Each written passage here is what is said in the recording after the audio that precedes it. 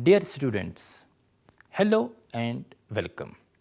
I welcome you to the program that is Psychology of Individual Differences, and our today's lecture is Trait Approach to Personality.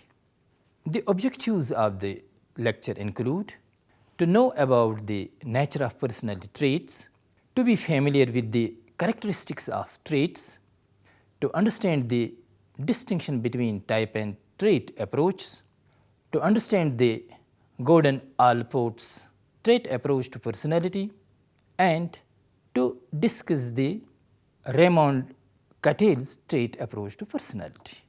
Now, first, trait approach to personality.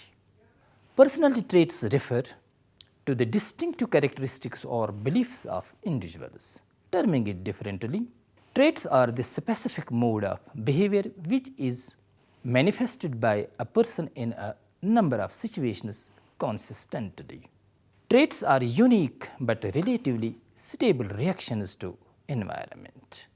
If a person is having honesty as a trait, the person will behave honestly in most of the situations of life. In fact, a trait is a description of one's behavior. Friendliness, dominance, assertiveness are traits that describe human behavior. Traits are truly called as the building blocks, and human behavior can be essentially described in terms of these traits. Personality traits thus reflect one's characteristic patterns of thoughts, feelings, and behaviors. Qualities, attributes of personality traits. The following criteria characterize personality traits. First, it is consistency, then stability and individual differences. Consistency. A personality trait must qualify the criterion of manifesting consistency. Traits are manifested through activities that are verbal expressions in a number of situations persistently. In order to be considered as a trait, the personality characteristic must occur throughout the majority of the life situations of an individual. For instance, if a person is honest at home, he needs to be so in his office, at the playground too. Personality traits must show consistency across situations. Stability.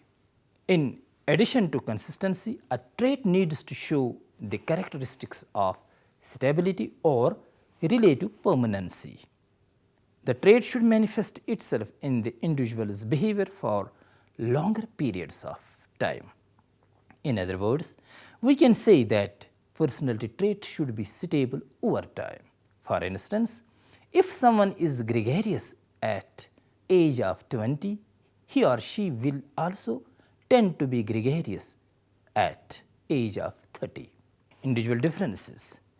People differ on the account of traits they possess. Different personality traits are found in different people. Personality traits are so dominating that we can distinguish a person from other person on the basis of his or her personality traits. Traits are actually unique but relatively stable reactions to the environment.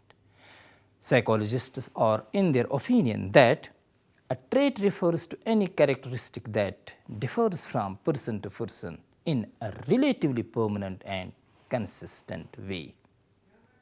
Now, traits versus types. Traits refer to the enduring characteristics of a person. Types, on the other hand, are collections of traits thought to describe a certain kind of individuals. For instance, we might define the extraversion type as a person who possesses the traits of talkative, assertiveness, outgoing, sociability, excitability, and talkativeness. Unlike traits is not as enduring as a trait, types do not represent durable personality patterns. Traits make a person behave in a certain way and in a consistent manner in almost all life situations. Psychologists are of the opinion that a typological division of a personality is incorrect because every individual always belongs to more than one type. No person is truly representative of only one type. Everybody is a mixture of several types. Just as there are introverted and extroverted people, there are also people of the mixed type having the characteristics of both introversion and extroversion, that is, ambiverts. Traits can be used to describe person, but it is not equally easy to characterize a person in terms of a type. Traits are more consistent than types. Allport's trait approach. Gordon Allport, the American psychologist, is regarded as one of the most essential and influential personality theorists. He refers traits as the building blocks of personality as well as the source of individuality. He is well known for adopting an idiographic trait approach in studying personality, and such approach demands the study of every individual separately. Allport's methods of study always emphasized the uniqueness of the individual. So, no two individuals are alike in their behavior. Traits differ in intensity and magnitude in general population from person to person. These traits operate in their unique way in the environmental events. Every individual is unique, making his or her life adjustments. For Allport, traits are predispositions, helping an individual to respond in an equivalent manner to various kinds of environmental stimuli. These traits are considered as constant modes of behavior which are similar to habits but are more generalized. According to him, personality traits are general and enduring in nature. Their vital existence can be inferred by observing consistencies in the behavior patterns of the individuals. Undoubtedly, traits lead towards the consistency in one's behavior, but it does not mean that traits of personality are fixed and stable, operating mechanically to the same degree on all occasions. A trait exists very much in the behavior of a person, but for the time being allows itself to be dominated by the demands of the situation.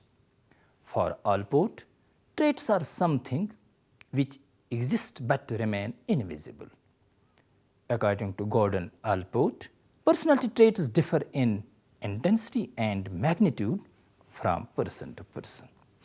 Every person in the group behaves in a unique way and hence can be distinguished from others. For instance, the trait shyness of an employee is inferred from his inability to establish friendship with his co-workers, his avoidance of social gatherings, his enjoyment with solitary entertainment activities, and his unwillingness to participate actively in discussions, etc. Now, classification of traits. Allport classified all human traits into the categories such as first, common traits, second, individual traits. Common traits. Individuals do possess some traits which may be also found in other people. Such traits are of generalized nature and are responsible for causing similarities in personalities. Terming it differently, common traits are considered those traits which we share in common with many others in our culture. For instance, being honest or cooperative, showing due respect to seniors, and making polite behavior to others are the traits we share with others in our culture. This exemplifies the common traits. Now, there are individual traits. The personal or individual traits are those which are specific to the person because others do not share such traits. These are the traits which make personality of each individual unique and different. Terming it differently, individual traits or personal dispositions are those traits which are unique to the person concerned, and Allport regarded individual traits to be more essential as compared to common traits. These personal dispositions are peculiar to an individual, which do not permit comparison with others. According to Allport, the generalized dispositions or traits can be also distinguished at 3 levels and hence categorize traits as cardinal traits, central traits and secondary traits. Dear students, now let us understand the cardinal traits. The cardinal traits are considered as highly generalized dispositions. These traits have widespread impacts on behavior. Such traits are so pervasive, dominant and outstanding in one's life that every behavior of the person seems traceable to its influence. Most people do not possess cardinal traits. People who possess such traits are well known by those traits. For instance, if an individual's whole life seems to be well organized around the trait of honesty, it becomes a cardinal trait of his or her personality. This trait makes the person to maintain his or her honesty even in adverse situations of his or her life. Mahatma Gandhi's strong faith in non-violence, Mother Teresa's humanitarianism, or Hitler's hatred, etc., are some of the real examples of cardinal traits. Now, central traits. Central traits are relatively considered less pervasive and less dominant in effect as compared to cardinal traits, but are subtle generalized dispositions. Central traits refer to those few characteristic tendencies which can be used to describe a person.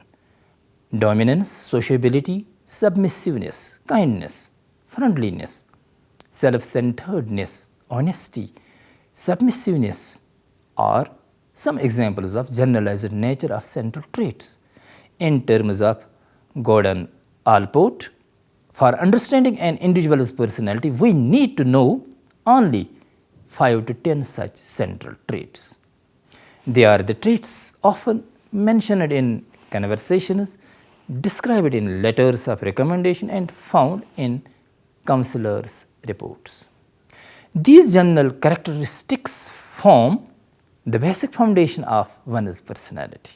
Although central traits are not as dominating as cardinal traits, they describe the major characteristics of one's individuality. Every person is having several central traits, and there are 5 to 10 most outstanding traits in each person around which his or her life focuses. Then secondary traits. Secondary traits, as the name indicates, are traits which are less constant, less generalized and less relevant to the definition and understanding of personality.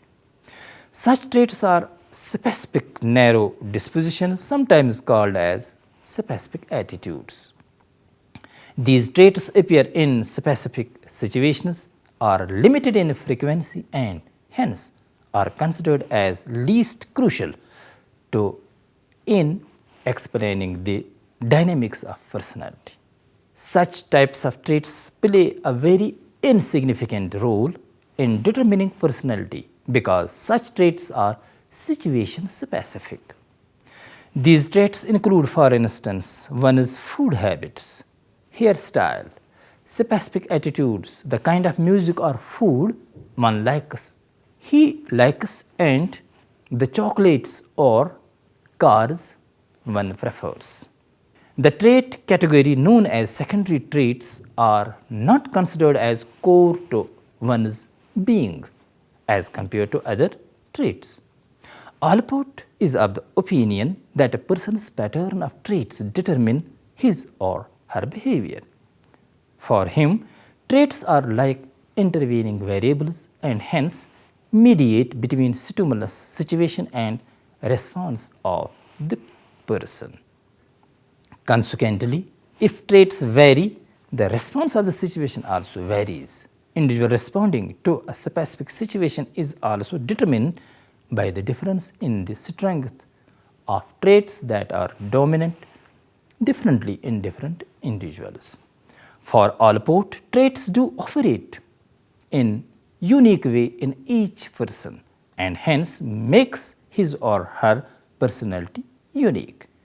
This view of Allport is reflected in his very definition of personality when he says that personality is a dynamic organization of those psychophysical systems within the individual that determine his characteristic behavior and thought. Thus, it is clear that Allport in his theory of personality emphasized on the individuality of the individual and her uniqueness of personality.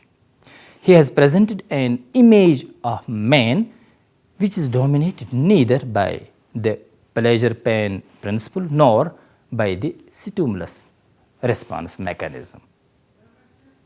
For Allport, traits do possess the motivational power for an individual. Some individual traits are close to the core of the person's personality, form structure of personality and strongly determine the behavior of an individual. Gordon Allport emphasized that a scientific understanding of personality is possible by focusing upon the uniqueness of the individual. He also held that personality includes a unity, consistency and integration of traits. Dear students, now let us understand Raymond B. Cattell's trait approach to personality. Raymond B. Cattell, the British-born American psychologist, has authored trait theory popularly known as factor theory of personality. His approach is a quantitatively based approach to study personality. For him, the basic structural element to personality is the trait. He has well defined trait as a structural unit of personality inferred from behavior in different situations. Traits are considered as a relatively permanent feature of personality. For Cattell, personality is what permits a prediction of what a person will do in a given situation.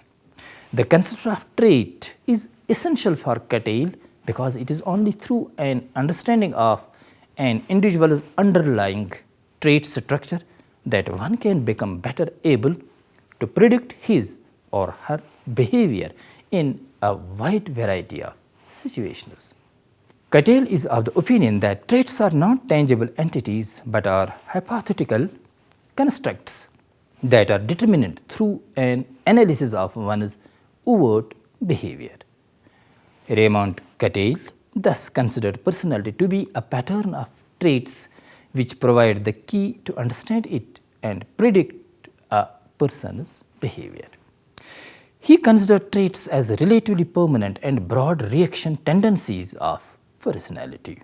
These traits do serve as the building blocks of personality. He distinguished between surface traits and source traits, constitutional and environmental mold traits, ability, temperament and dynamic traits. Now, source traits versus surface traits. Surface traits represent groups or clusters of traits that can be easily recognized by overt manifestation of behavior. The observable qualities of a personality like tactfulness, integrity, curiosity, boldness, alertness, enthusiasm, honesty, sincerity, kindness, helpfulness, generosity, etc. referred to as surface traits according to Cattell. These traits refer to the common traits possessed by people and exhibited by them in normal situations. After using questionnaires and observations, Cattell studied several thousand people and reported certain cluster of surface traits. Source traits are considered as the basic underlying structures or sources which determine the manifestation of the surface traits. Cattell regards these traits as constituting the core of personality. They are called as the deeper traits which determine the behavior of an individual and make up the most basic structure of personality. As compared to surface traits, source traits are always small in number, but they are considered better predictors of human behavior. Since source traits are not directly observable, they are inferred from behavior. Dominance, submission, leadership, and emotionality are source traits. People do possess the same source traits but in different amounts. For example, intelligence as a source trait is universal in nature, but everybody does not possess it in the same amount. On the basis of factor analysis technique, Cattell identified 16 source traits which he regarded as the building blocks of personality. These personality traits can be measured by an objective test of personality developed by Cattell, which is popularly known as 16 personality factor test. The 16 factors identified by Cattell listed in bipolar form include reserved versus outgoing, then less intelligent versus more intelligent, emotional versus stable, humble versus assertive, sober versus happy-go-lucky, then it is expedient versus conscientious, shy versus venturesome, tough-minded versus tender-minded, trusting versus suspicious, practical versus imaginative, forthright versus shrewd, placid versus apprehensive, then there is conservative versus experimenting, group tied versus self-sufficiency, casual versus controlled, and the last one, that is relaxed versus tense. Common traits refer to those personality traits which are found widely distributed in general population. For instance, general mental ability is a common trait. Everybody does possess it in varied amounts. Some people are more intelligent, whereas others are less intelligent. Cooperation, aggressiveness, and honesty are all examples of common traits. Unique traits refer to those personality traits which are being possessed by a particular person and they are unique for that very person. For example, areas of interests and attitudes, temperamental traits, emotional reactions are all unique traits. In the opinion of Cattell, unique traits are particularly apparent in the areas of interests and attitudes. A person may be interested in planting flowers, whereas others in collecting stamps, etc. They are often referred as temperamental traits. Constitutional and environmental traits. R.B. Cattell also distinguished constitutional traits from environmental traits. For him, constitutional traits refer to those traits which are determined by nature or biology, whereas environmental mold traits are determined by nurture, that is, by experience gained in interaction with environmental stimuli. Thus, the constitutional traits have their origin in the internal conditions of the organism, and the environmental traits refer to the ways of behaving that are learned by the individual. Ability, temperament, and dynamic traits. Students, R.B. Cattell has further subdivided traits into ability traits, temperament traits, and dynamic traits. Ability traits refer to the person's skill in dealing with the environment. Ability trait examines a person's degree of success in his or her efforts to hit a particular target or achieve a goal. In other words, it determines how well a task is performed. Intelligence is considered as one of the most important ability traits. Temperament traits refer to stylistic tendencies which determine a person's emotional makeup and style of behaving. These temperament traits show how a person moves towards a goal. Describing a person as being moody, irritable, or easygoing are all examples of temperament traits. Then there are dynamic traits. These traits do refer to a person's motivation and interest, which push him or her in action towards the goal. On the basis of dynamic traits, a person may be characterized as being power-seeking, ambitious, or sports-oriented. In the opinion of R.B. Cattell, the important dynamic traits are of three types, which are attitudes, urges, and sentiments. Attitudes refer to an individual's specific responses to specific objects or events. These are considered as dynamic surface traits which display specific manifestations of underlying motives. Urges are considered equivalent to instincts, biological needs, or primary drives. Cattell identified 10 urges, which include hunger, sex, gregariousness, parental protectiveness, curiosity, escape, acquisitiveness, self-assertion, etc. Sentiments are environmentally molded dynamic traits. Sentiments refer to predispositions pushing a person to act in certain ways of classes of objects or events. These traits result from experimental or socio-cultural factors. Thus, Cattell's major work involved the identification of basic dimensions of personality and the development of tools to assess the same dimensions. Dear students, it was all for this session. I hope you might have enjoyed this session. Thanks.